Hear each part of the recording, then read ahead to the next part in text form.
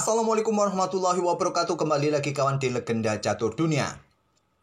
Sebelum menjadi juara dunia, Ding Liren pernah 2 kali menjadi finalis World Cup tahun 2017 dan tahun 2019. Di tahun 2017 kawan, setelah menyingkirkan Wesley So di semifinal, Ding Liren ini kalah oleh Levon Aronian di partai final. Kalah di permainan tiebreak rapid kawan. Dia kalah 2-0 setelah sebelumnya 4 kali bermain remis dalam permainan klasikal. Di tahun 2019, dia dikalahkan oleh Temur Radjabov di partai final.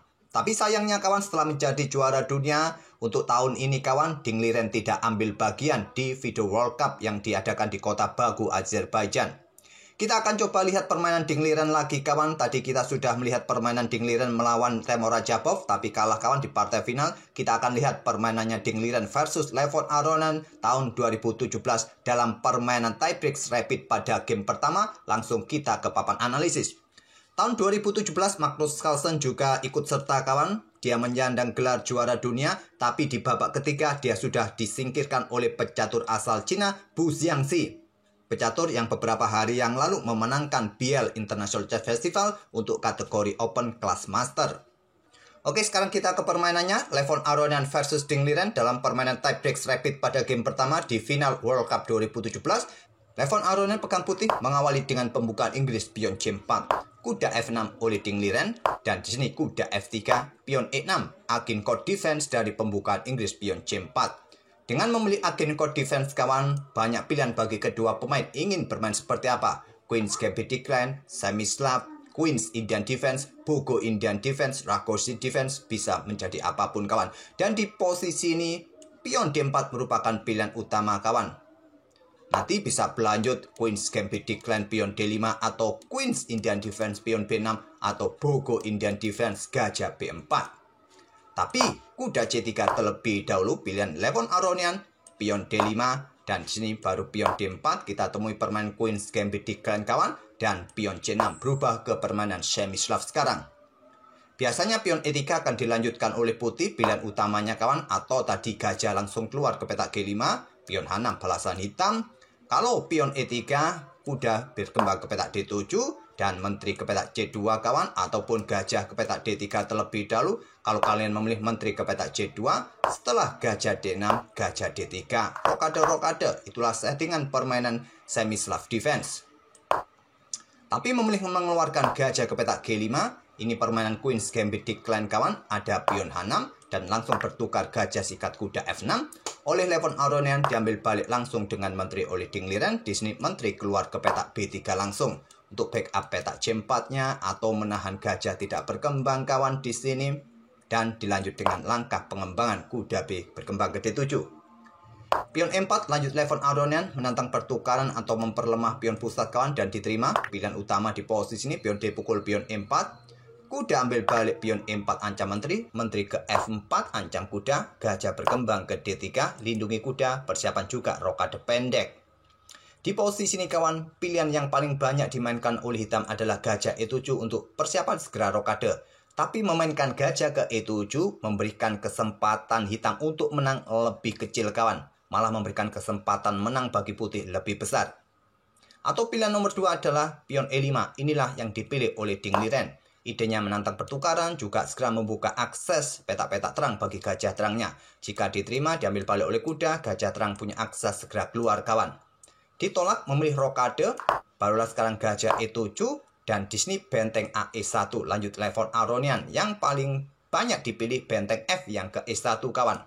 Tapi memilih benteng A yang ke E1, dan ini merupakan ide baru yang belum pernah terjadi sebelumnya di langkah ke-12 saat itu tahun 2017 dalam permainan agen court defense. Dan selanjutnya pion E pukul pion D4 tidak langsung diambil balik kawan. Kalau diambil balik rokade hitam langsung, tapi memilih gajah mundur ke B1 atau ke petak C2 juga bagus kawan, kosongkan ruang bagi menteri langsung direct memberikan ancaman skakmat saat hitam rokade.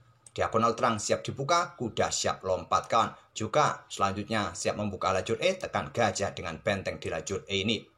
Langsung rokade di sini Ding Liren. Kalau mencoba mempertahankan pion ini kawan dengan pion C5, kuda akan ke G3 kawan.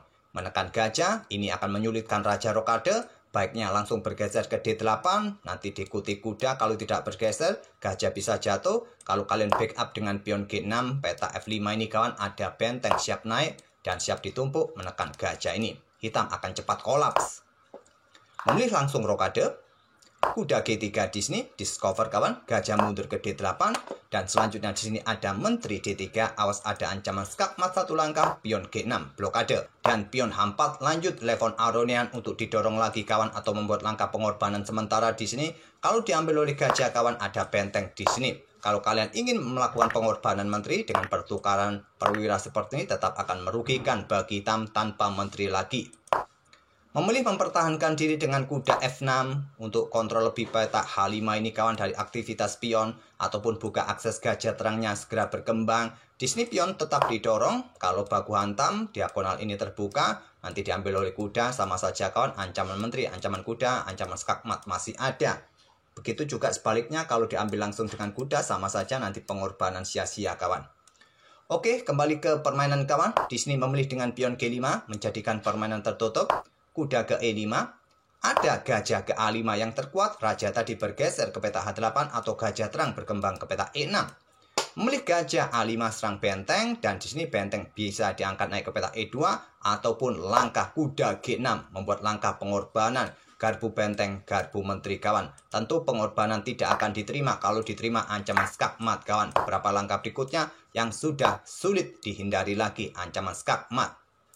Kalian blokade di sini, kalian backup peta ini, percuma ada skakmat di sini, ada benteng kalian geser ke sini, ancamannya juga skakmat, nanti memaksa blokade dengan kuda skakmat juga kawan. Oleh karena itu pengorbanan ditolak, menteri ke D2 menantang pertukaran. Terlebih dahulu kuda E7 skak, raja bergeser yang terkuat ke peta H8 kawan, dan setelah itu menteri bergeser ke B3 menghindari ancaman pertukaran menteri karena posisi menekan kawan, jadi sebisa mungkin menahan menteri. Menteri kembali ke F4, discover lagi kawan, dan di sini kuda ke F5, kuda G yang ke F5 merupakan pilihan terkuat kawan, tapi memilih menggeser benteng ke D1. Kalau opsinya kuda G ke F5, kalau dihantam oleh gajah diambil balik tempo skak setelah raja bergeser kawan, maka benteng akan siap naik ke baris ke-7. Ataupun pada posisi ini jika tantangan pertukaran ini ditolak, raja hanya bergeser kawan, kalian usir menteri terlebih dahulu dengan pion G3.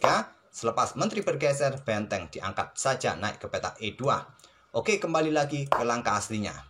Memilih benteng D1, dan di sini pion C5 merupakan pilihan terkuat kawan, tapi memilih gajah B6 untuk perkuat posisi pionnya ini. Barulah sekarang kuda G ke F5 skak, sikat oleh gajah, diambil balik oleh kuda skak, raja mundur ke H8. Barulah sekarang pion G3, menteri bergerak ke G4, dan di sini kuda ambil pion H6, ancam menteri, menteri ambil pion H5. Langkah kesalahan kawan di sini yang terkuat, menteri ini mundur saja ke peta E6, tapi malah membuka lajur H kawan. Sudah tidak ada hadangan lagi di lajur H. Di sini raja naik ke peta G2, lanjut Levon Aronian, persiapan untuk bergerak bentengnya ke lajur H. Kalau menteri ambil kuda ini langsung ada benteng H1, blokade dengan kuda, menteri F3, kuda jatuh kawan, menteri bergeser, benteng ambil kuda skak, setelah itu diikuti benteng satunya ditumpuk, cepat kolaps hitam juga. Hitam sudah pada posisi kolaps kawan, di sini bermain dengan pion D3, buka akses gajah, blokade diagonal terang kawan, dan di sini ada menteri C3 serang kuda. Backup raja G7, kalau kalian backup dengan menteri G6 untuk menghindari lajur H ini kawan, maka berikutnya gajah ambil pion D3 ancam menteri, menteri mundur kawan, bisa diikuti dengan langkah benteng H1, dan persiapan juga discover yang sulit dihindari lagi, menteri juga jatuh kawan. Oke, kembali lagi ke langkah aslinya, raja ke G7, dan setelah itu kuda ke F5 skak, raja G6, dan benteng H1, membuat Dingliren menyerah di langkah ke-30. Apa ancamannya kawan? Tentu ancamannya menteri ini jatuh kawan. Kalau kalian pertahankan di peta G4, maka benteng meluncur di sini skak, memaksa raja ambil kuda, benteng ambil kuda skak, memaksa raja bergeser, diikuti dengan gajah ambil pion D3 skak mat kawan. Jadi percuma juga untuk mempertahankan menteri, ya logisnya baku hantam di sini untuk memperpanjang permainan. Oke, itulah kawan permainan di tiebreak game pertama di mana Ding Liren gagal merebut gelar juara World Cup 2017 dikalahkan oleh Levon Aronian. Selanjutnya 2019 menuju final lagi kawan, tapi sayangnya disingkirkan oleh Temur Rajabov. Ding Liren hanya menjadi runner up 2 kali di gelaran Piala Dunia Catur. Oke, semoga permainan dari kedua pemain tadi bisa menghibur kalian kawan, dan kita akan bertemu di video-video berikutnya. Jangan lupa untuk subscribe bagi kawan-kawan yang baru mampir, atau tetap like video kami atau share video kami jika perlu kawan. Oke, kita akan bertemu lagi di video-video berikutnya. Wassalamualaikum warahmatullahi wabarakatuh.